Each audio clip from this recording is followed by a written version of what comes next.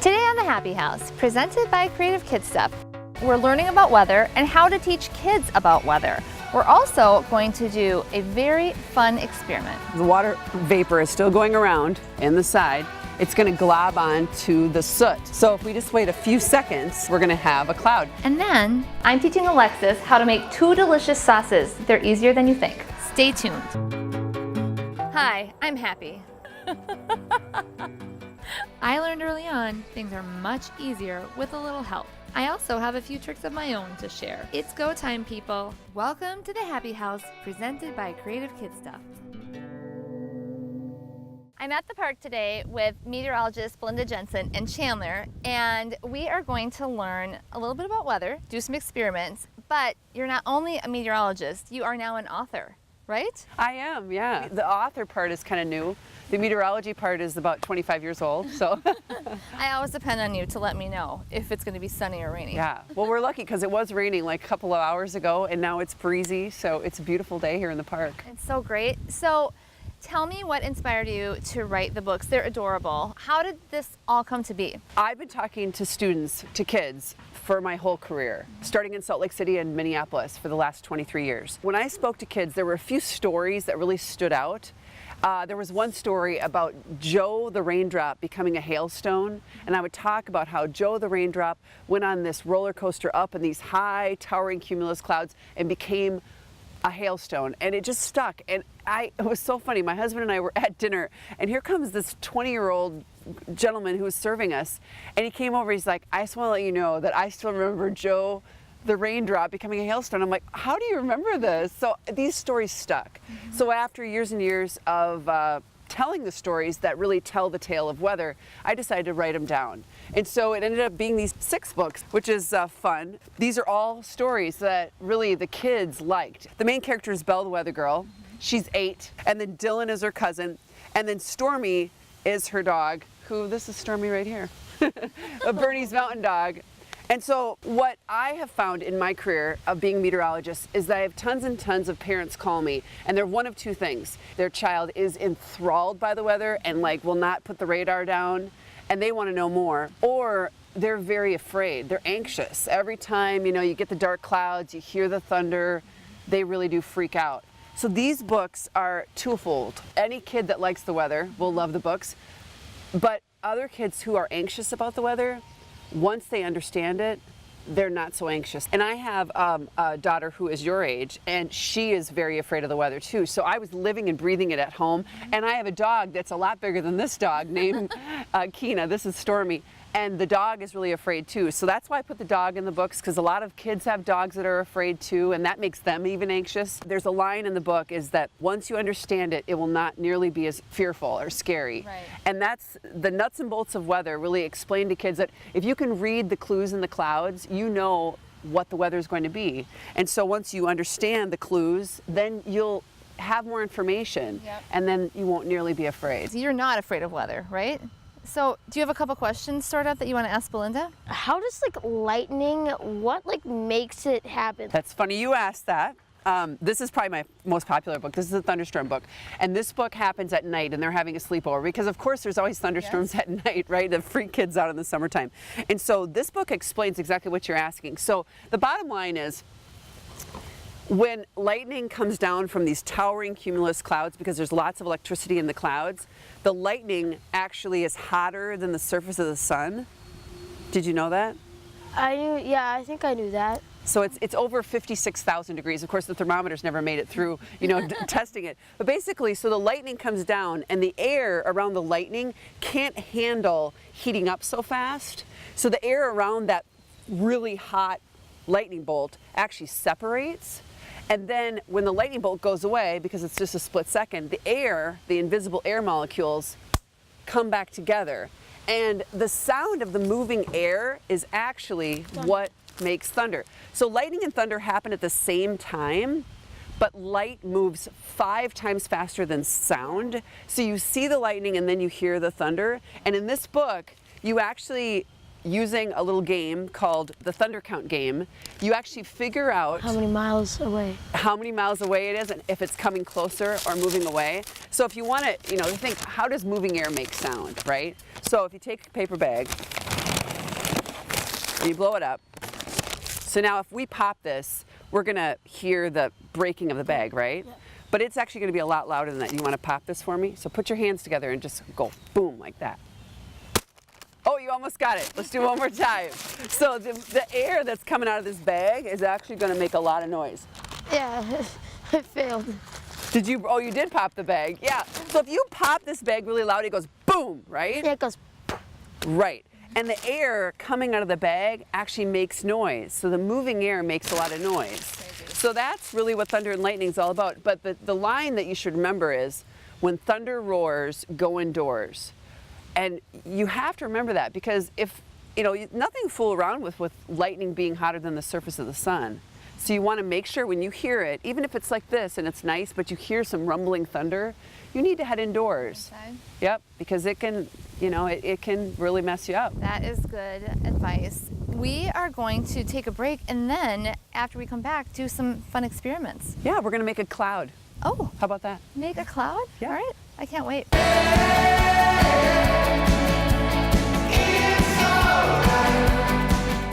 We are back, and we are now going to do an experiment, which I'm really excited about because I got a little teaser from Belinda, and I'm curious to see how this is going to work out. Chandler, what do you think? Are you curious to see? Make a cloud workshop. Don't give it away, spoiler alert. All right, so what do you have for us today? Well, okay, so, you know, all weather has ingredients, and so clouds have ingredients. So what do you think the ingredients are in the cloud? In a cloud, you know, if you look at the cloud, what do you think's in the cloud? Is it steamy sort of thing? Yeah, it's not cotton balls. How about that? I get cotton balls. I get whipping cream, shaving cream. No. So basically, a cloud is first made out of air. So in this jar, we're going to make a cloud in this jar, by the way. And you can do this at home, but you have to have a parent with you, and you'll understand why you need a parent with you. So in the jar is air, right? Nothing else. Appears to be air. And the air is probably the same temperature of the air that we have out here. So the clouds are made out of, as you were saying, steam, which is moisture. Yeah. Okay. So you need water. Clouds are made out of water, but it's not just any water. So what we need to get the air in this jar to rise, what kind of water do you think we need to put in this jar? What kind of air rises? Cold air or hot air? Hot. Right. Hot air rises. We're going to make the air in this jar hot. So I've got some really, really hot water, and the hotter the better, everyone. So we're going to... That's one reason you need a parent. That's one of the main reasons you need a parent. So I've got really, really hot. So we're going to put this hot water in here. And now the air in there is starting to rise because it's Which you heating can it up. see. Yep, you Yeah. can see condensation. So now we're going to block that with some ice. So now what's happening in this jar is a little water cycle. So the air that's touching the water is heating up, it's rising, it's hitting the ice, it's cooling, it's falling. Evaporation, condensation, precipitation. That's exactly right. The water cycle is going on in this jar. So we've got a little bit of a water cycle going on. So you can kind of see the condensation on the side, but we don't have a cloud just yet, because the last ingredient that makes a cloud is that every day the sun hits the earth, it heats up the air rises, and as it rises, if there's enough moisture in it, when it gets cooler up in the atmosphere, it will condense, but it needs something to glob onto. It needs something to grab onto. So it needs dust, it needs pollen, it needs pollution sometimes, you know, it needs something to glob onto. So since we don't have anything in here to glob onto, we're gonna actually make some dust by just making some soot from smoke. This is the other reason you need a parent. So we're gonna put that in there. We're gonna actually put one, oh, I won't, no, Stormy will not get hurt, promise. Well, okay, so now we just put a bunch of smoke in that jar. And what the smoke will do is the smoke is actually going to serve as the little thing that's gonna let the water vapor is still going around in the side. It's gonna glob onto the soot. Do you see it kind of starting to form? So we'll use this black piece of paper so you can see it. Okay, so do you want to get up and walk over there so you can actually see it? And then I will go ahead and we'll just wait a few more seconds. And here is your Happy House cloud. Do you see it coming out? That is So this really isn't the cool. smoke that we put in there, because that's gone, but the soot actually served as the little The globby. globion tube. So that's how you make so cloud cool. in a jar. That sounds like an appetizer, globiantu. Right, globion tube. So that's just one of the things that really is something that kids can learn and understand the ingredients. And tornadoes have ingredients, hail has ingredients, everything does. Snow, blizzards. Yep. So if you learn about those, it tends to help the kids. I love the way you talk about ingredients, because when you compare it to like cooking at home, there's a lot of things that kids really love that have ingredients. So just thinking about that, and then also that whole clues in the clouds is really key, I think, too, to helping kids feel more in control. I mean, they're not in control, but being able to be in control of managing what they should do with weather. Exactly, because once they see something that's ominous, then they actually know, okay, this is time we need to pay attention. Otherwise, like today, no problem today. No problem. So how do people find your books? The books are on belltheweathergirl.com, Okay. and they're also on Amazon, and they're at Creative Kid Stuff, and they're at bookstores all over the country. One thing that really adds credibility to these books, they're great, but they were first introduced into the education market. So this is how people are actually educating our kids about weather. And I think that having these at home is just a really great extension of that. It's right, they're actually all curriculum books. And so the one book, which is The Clues in the Clouds, has all the curriculum that kids learn in second grade. And then the other 5 books just add on to that. So they're great for 4-year-olds to 11-year-olds and beyond, but lots of good information in all the books. And the experiments just really helping parents make things. I think a lot of times as parents, we want to do things to help our kids, but we don't know where to start. So just spoon feeding me that, I really appreciate it. And they're really simple and not messy, because I'm a mom too, so I know that you don't want to go to the store and spend hundreds of dollars to do an experiment. No. It's something you have around the house. Yes, this was so much fun. Chandler, did you have a good time? Yeah? Did you have a quick question? One quick one for the end, or no? Is it going to rain today or something like that, maybe? Does it You probably know. Can you predict the future? No, but I can sort of predict the next 7 days in weather. I'm really good for the next 4 days. Beyond that, it's like, So, All right, well, thanks for admitting that. yeah, of course. All right, this was lots of fun, and I feel more educated. I think this one knew more than I did about the weather. I think he does too. Thank you so much. Yes, thank you so much for having me. I had a great time. Thank you so much for having me as well. Coming up next on the Happy House, learn how to make 2 delicious sauces with Alexis and I.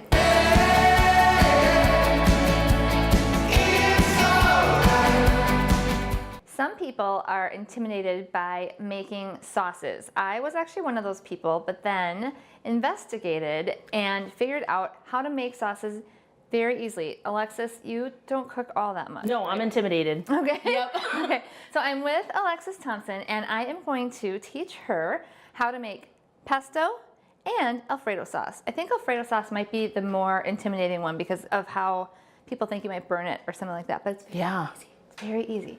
I love pesto. Do you eat pesto? I love pesto. Okay. So good. It's so easy to make. Okay. Basically, we need 2 cups packed of fresh basil leaves. And I did get these at my grocery store, but only because I was out of my own basil that I grew, because I just recently made a batch of pesto. So I'm gonna put these in our blender. You can use a food processor or a blender for this. Okay. So it's 2 cups packed basil. It smells so good. And garlic. Oh. I know, that's gonna come. All right, so there is that. And then I will hand you that. Yeah, get Okay. those in there. There we go. Then a 1/3 cup pine nuts. So that's what gives it the nutty flavor, hence the pine nuts, yes. So that goes in with the basil. Okay. Those are the first 2 ingredients that we start with. Then turn our blender on and do some quick pulses to get that mixed around. So just pulsate it. Okay. Pulse to get it to start breaking it down. It's going to turn into like pasty consistency when we're done, but we're just getting started right now. Then the next thing we need to do is add garlic. And it calls for 3 cloves garlic, but I like garlic. So I have 4 cloves. Okay. So we want to chop those up a little, and they don't need to be chopped super finely because we're going to continue using our blender. Gotcha. So just Yeah, little that's mince good. it up a little bit? Yeah. Okay. This goes in like this. Yum. Oh yeah, I can smell that. That's so good. And then next comes the cheese, and this is a 1/2 cup of grated parm, fresh, of course. So then we're gonna put this in. Okay. That's kind of a sloppy transition. All right, and then we're going to, now I'm gonna turn it on medium and see how this goes. So doing this by hand would really be time consuming to have to like blend and I don't know how you chop could. a lot. Yeah, yes. So then we're gonna do a couple more, do it on high. And now comes my favorite part, where we add the oil. And this is a 1/2 cup extra virgin olive oil. So we'll put that in. All right. Oh yeah. Ooh.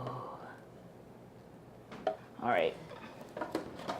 Okay, and it can be used on so many things. Of course, pasta, but you were talking to me about how you had it on chicken before. It's really good to marinate meats, yes. Mm-hmm. All right, now it's our final step. Looks good. All right, so let's see how we did here. I'm gonna take this out. Yeah, you don't want your spoon to encounter this. Yeah, no, that's, good point.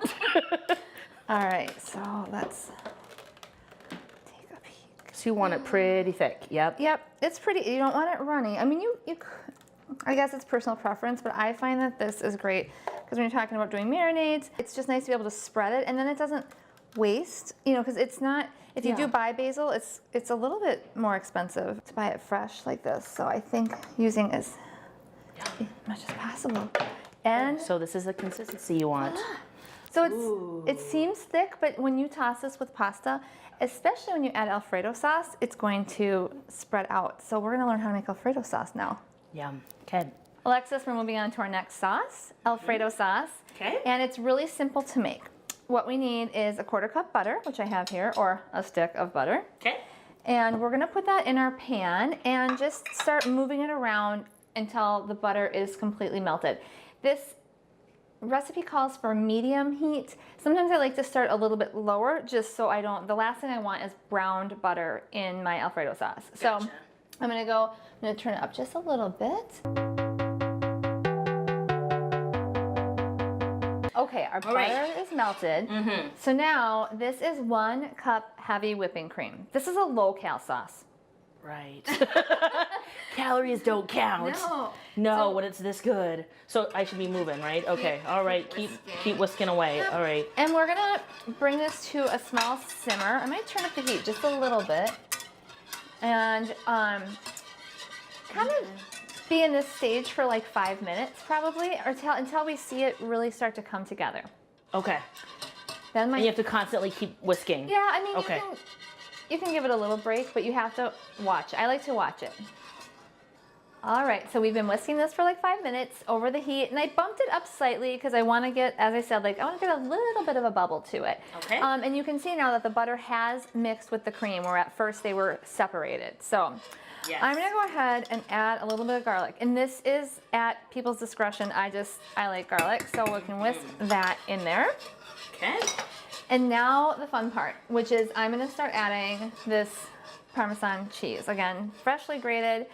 So I'm just gonna begin putting it in and whisk, and we'll start to see our sauce thicken up. Ooh. Cheesy. Cheesy. And again, this is kind of to taste. 1.5 cups is a general rule. Sometimes I add more because I want it a little bit thicker, or you could add less if you wanted to as well.